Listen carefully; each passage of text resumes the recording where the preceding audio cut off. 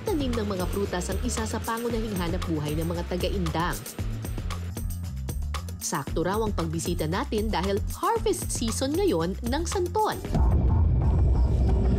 At ang nakatoka sa gawaing yan, ang komedyanteng si May Bautista. At ito ang eyewitness. Ay, naku po, ang dulas. Papunta ako ngayon dun sa taniman ng santol.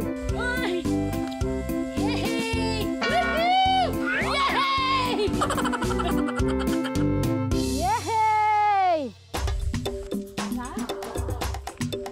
Pagkalipas ng kalahating oras na paglalakad, narating na ni May ang mga puno ng santol. Kahit saan magpunta, safety first palagi mga kapuso. Kaya naman nariyan ang safety officers ng Indang para kabitan ng harness si May.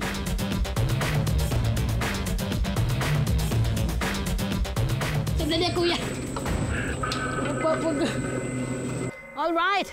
So yung first step ko, naghagdanan muna ako. Pero dahil hanggang dito na lamang po yung kaya ng hagdanan, kailangan na po nila akong hilahin para makapagsungkit ako ng mga santol. Mula dito, magre-release ako, kuya. Release ako, tapos bahala na kayo. Kailangan na sa puno para Kapit ako sa puno? Apo, oh, Papa God. Ganyan, pag nag-release ako, ganyan, ha? Okay. Ulo po. Saglit po yung ulo.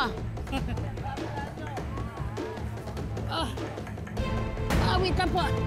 Kuya, aray ko. Wait lang. Yung mukha ko.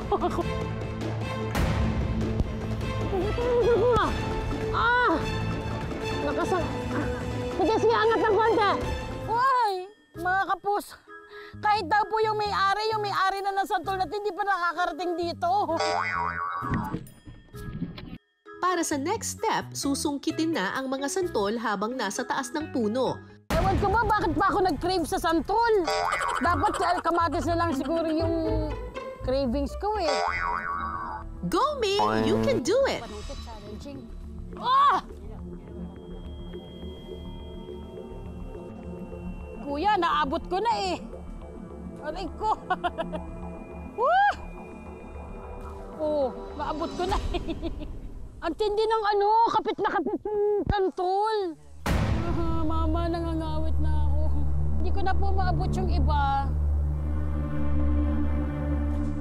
Ayun! Na-shoot! Uy, na-shoot lang!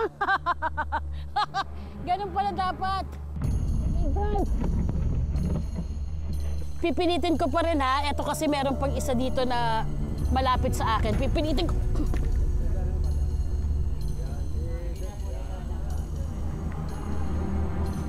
Oops. Kuya, ang tindi nito eh. Ayaw magpakuha eh.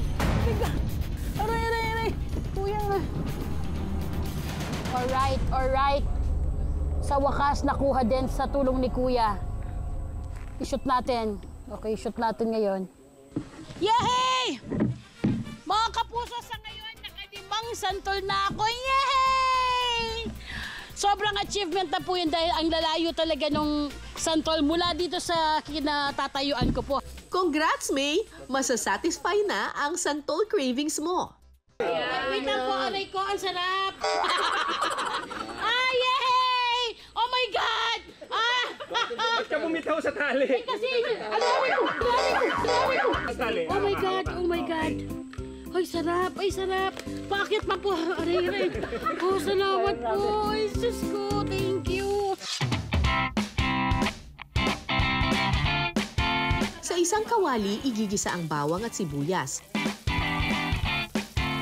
Sunod na ilalagay ang giniling na baboy.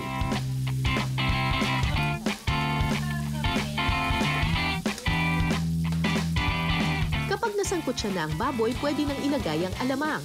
Bakit po kailangan lagyan ng alamang? Para siya'y masarap siyang tikman. Maagaw, asin. Tsaka alat. After alamang, eto na! Alamang, sinanto lang. Ito na ang bibida. Kung wala to, hindi to tatawaging sinantulan.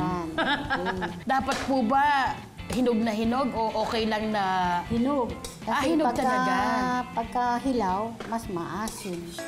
Sunod na ilalagay ang gata. sili at kaunting tubig.